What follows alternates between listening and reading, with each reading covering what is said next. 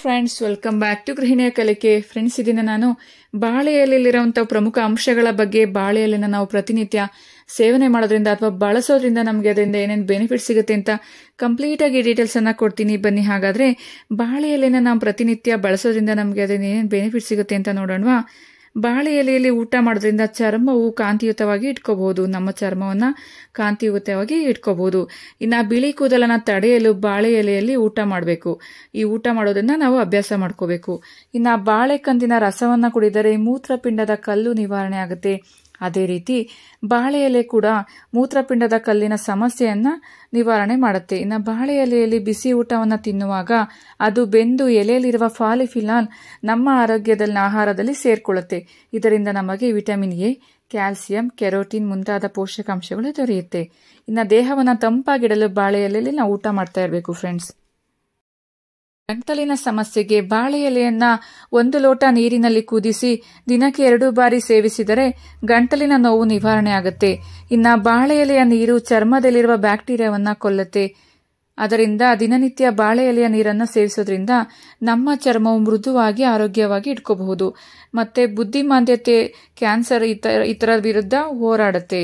ಇನ್ನು ಸುಕ್ಕುಗಟ್ಟಿದ ಚರ್ಮ, ವಯಸ್ಸಾದ ಚಿಹ್ನೆಗಳನ್ನು ನಿವಾರಿಸಲು ಹಾಗೂ ಮೊಡವೆಗಳು ಮತ್ತು ಕಪ್ಪು ಕಲೆಗಳನ್ನು ತಡೆಯುತ್ತೆ ಬಾಳೆ ಎಲೆ. ರೋಗ ನಿರೋಧಕ ಶಕ್ತಿಯನ್ನು ಹೆಚ್ಚಿಸುತ್ತೆ ಬಾಳೆ ಎಲೆ. ಬಾಳೆ ಎಲೆಯಲ್ಲಿರುವ ಹೆಚ್ಚಿನ ಅಲಂಫೋಲಿನ್ ಎಂಬ ಕೂದಲಿನ ನೈಸರ್ಗಿಕ ಬಣ್ಣವನ್ನು ಹೆಚ್ಚಿಸುತ್ತೆ, ಬಣ್ಣವನ್ನು ಕಾಪಾಡುತ್ತೆ. ತುರಿಕೆ ಮತ್ತು ನೆತ್ತಿಯ ಸಮಸ್ಯೆಯನ್ನು ಸಹ ನಿವಾರಣೆ ಮಾಡುತ್ತೆ. ತಲೆಹೊಟ್ಟಿನ ಸಮಸ್ಯೆಗೆ ಮುಕ್ತಿಯನ್ನು ನೀಡುತ್ತೆ ಬಾಳೆ ಎಲೆ.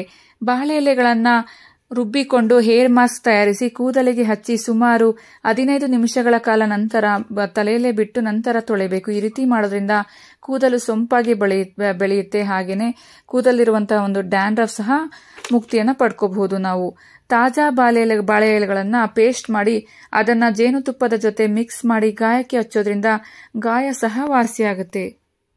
ಬಂದಾಗ ಬಾಳೆ ಎಲೆಗೆ ಎಣ್ಣೆ ಹಚ್ಚಿಕೊಂಡು ತಲೆಯ ಮೇಲೆ ಇಟ್ಟುಕೊಂಡರೆ ಜ್ವರ ವಾಸಿಯಾಗುತ್ತೆ.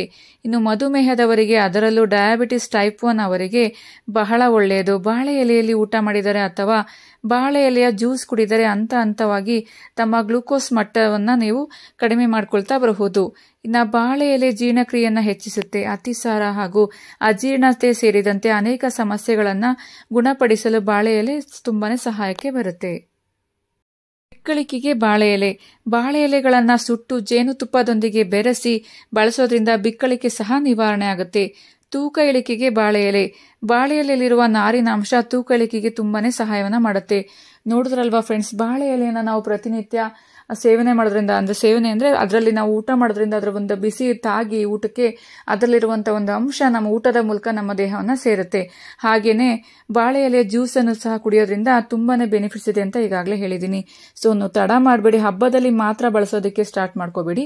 ಸ್ವಲ್ಪ ವಾರಕ್ಕೆ ಒಮ್ಮೆ ಆದ್ರೂ ಬಾಳೆ ಎಲೆಯಲ್ಲಿ ಊಟ ಮಾಡ್ಕೊಳ್ಳಿ ಫ್ರೆಂಡ್ಸ್.